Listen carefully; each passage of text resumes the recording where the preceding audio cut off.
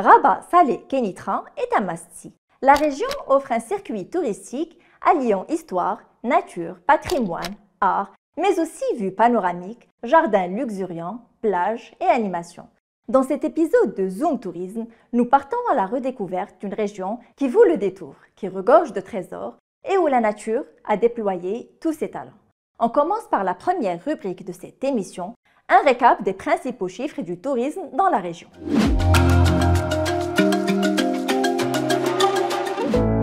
La région Rabat Salé Kenitra s'impose de plus en plus comme destination touristique incontournable. En témoigne l'augmentation de 40% du nombre de passagers accueillis à l'aéroport Rabat Salé en cette année. Avec 115 établissements touristiques classés et une capacité litière de près de 12 000 lits, en comptant les récentes ouvertures hôtelières, la région a reçu plus de 450 000 visiteurs en provenance d'une trentaine de marchés émetteurs.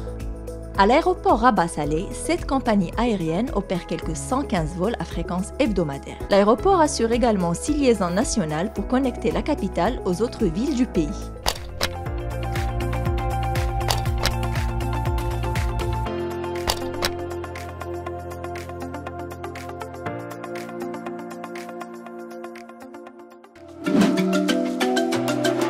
La région Rabat Salé Kenitra dispose de potentialités remarquables qui en font une destination attrayante et diversifiée. Les efforts continuent d'être déployés pour hisser le positionnement de Rabat et sa région. D'énormes investissements sont à prévoir, tant dans les centres urbains que dans l'arrière-pays pour améliorer l'expérience client. Hamada Ben Chkroun El-Mehdi, président du CRT de la région de Rabat, va nous éclairer à ce sujet.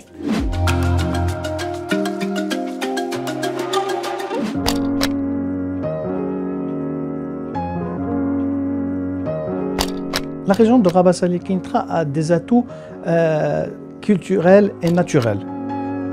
Rabat dispose des sites culturels emblématiques comme le Kasbah de l'Oudaya, le Tour Hassan, le mausolée Mohamed V, dernièrement l'ouverture de Challa aussi. Il dispose des espaces naturels.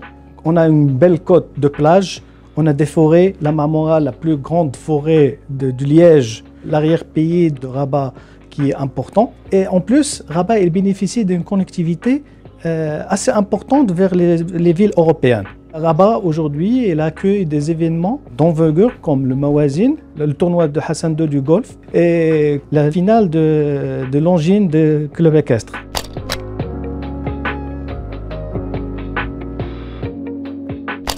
Le CRT avec l'OMT, on travaille sur des circuits thématiques pour la région, afin de connecter Rabat à son arrière-pays. On va faire des circuits culturels, des circuits de bien-être, des circuits naturels, et ça rejoint la feuille de route qui a été signée.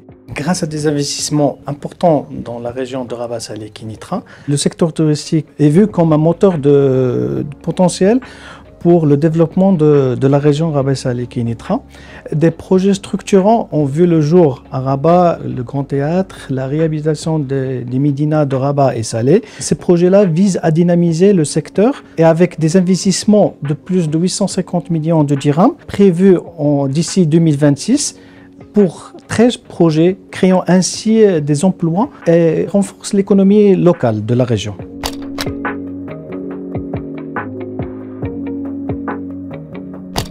Le gros de l'investissement, ça va être pour le parc d'exposition de Rabat, avec un budget de plus de 600 millions de dirhams qui va être intégré à Rabat, et la création de 2 CIP, Centres d'interprétation patrimoine, qui va être à Rabat et Salé. Il y aura le bus touristique de Rabat. Il y aura un projet de structuration et d'aménagement de développement des plages. Et ça a été décidé de prendre la plage Moulay Bouslem comme plage de référence pour ce projet. Et il y aura un budget assez important pour la promotion qui va être de plus de 150 millions de dirhams.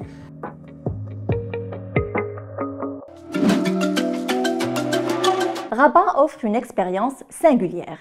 Rabat ville verte, Rabat ville lumière, à la fois moderne et empreinte d'histoire, séduit par son charme avéré. Nous braquons les projecteurs sur quelques spots qui rassemblent modernité, authenticité et nature.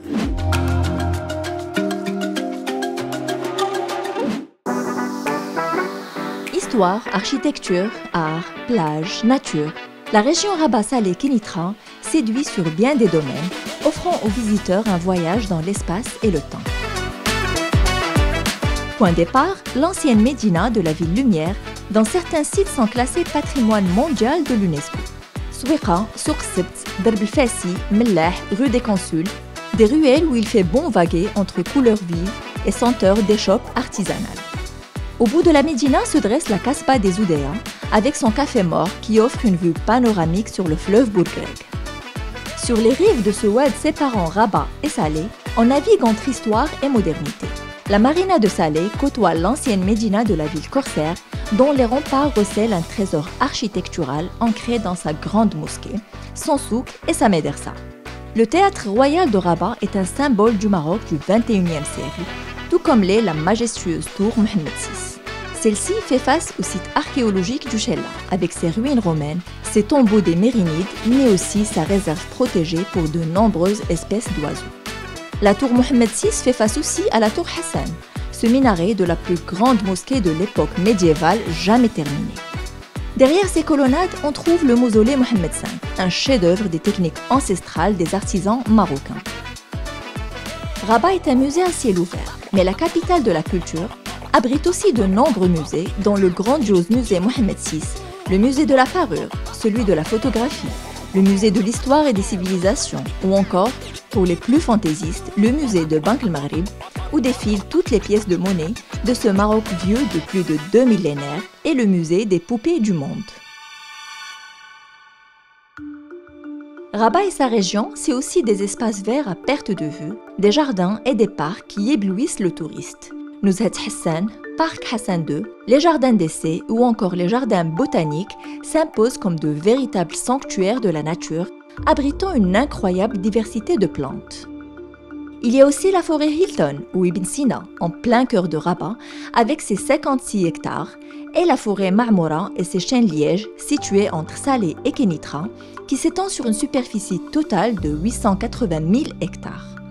À ce paysage vert qui entoure Rabat, il y a le site Sidi Bou Rabat, qui comprend aussi bien une réserve naturelle qu'un immense lac abritant des oiseaux migrateurs ou en voie de disparition, ainsi que Dait Roumi, le plus grand lac naturel permanent du Maroc. Rabat et sa région, ce sont des plages somptueuses comme la lagune Moulay Bousselham, Mehdia, Sidi Bouknadl ou encore plus au sud les nombreuses plages de Skhairat et Temara avec leurs corniches équipées. La capitale est aussi une ville animée et festive. Chaque année, elle se transforme en une véritable scène ouverte à l'occasion de Mawazin, l'un des plus grands festivals au Maroc et en Afrique. Plusieurs autres événements de jazz, de street art ou de musique africaine, rassemblant histoire, patrimoine, culture, mais aussi festivals, animation et plages, c'est Rabat, the place to be. Les sites touristiques ne manquent pas. Les spots sont aussi riches que diversifiés. Nous avons jeté notre dévolu sur le parc zoologique de Rabat, dont le positionnement en tant que destination touristique essentielle de la région n'est plus approuvé. C'est notre coup de cœur.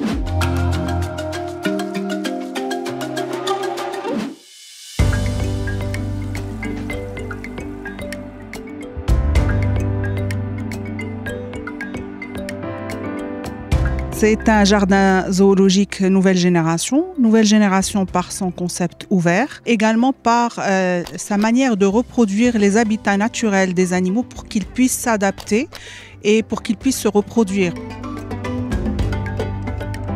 Nous nous distinguons par la collection animale qui s'élève à plus de 1900 animaux qui représentent environ 200 espèces. Nous avons également une superficie très importante et un concept qui est assez moderne, qui est réparti avec plusieurs zones, plusieurs composantes.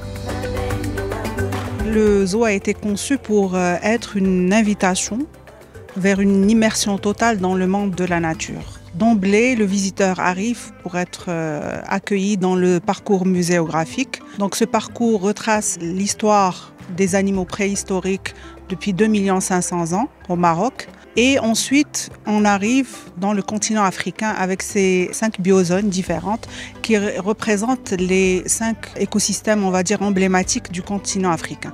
Donc d'abord, la montagne de l'Atlas avec des animaux endémiques marocains comme le lion de l'Atlas, le singe magot, le mouflon à manchette, etc. Et ensuite, donc, c'est une déambulation à travers les autres écosystèmes comme la savane, la zone tropicale et enfin les marécages ou les zones humides avec des animaux aquatiques, le crocodile, les flamants roses, etc. Le parcours se termine par une visite à la ferme pédagogique avec une collection impressionnante d'oiseaux sauvages et exotiques. Il y a une dernière partie qui est le vivarium qui abrite environ une quarantaine d'espèces de reptiles. Le jardin zoologique a été conçu pour être une expérience intégrée, c'est-à-dire que le visiteur est pris en charge dès son entrée au jardin zoologique par la dimension de divertissement bien entendu, mais il y a également la dimension restauration, la dimension éducation à l'environnement. Il y a aussi des expériences immersives comme le nourrissage de la girafe. Ça peut se faire avec d'autres espèces comme les chèvres, comme les lémuriens, etc. Outre les aspects divertissement, il y a la partie éducation avec les écoles, avec la Fondation Mohamed VI pour l'environnement, pour l'organisation d'ateliers pédagogiques, de jeux interactifs qui permettent aux enfants de vivre une expérience de quelqu'un qui travaille, d'un métier, soit vétérinaire, soit soigneur, soit technicien d'élevage.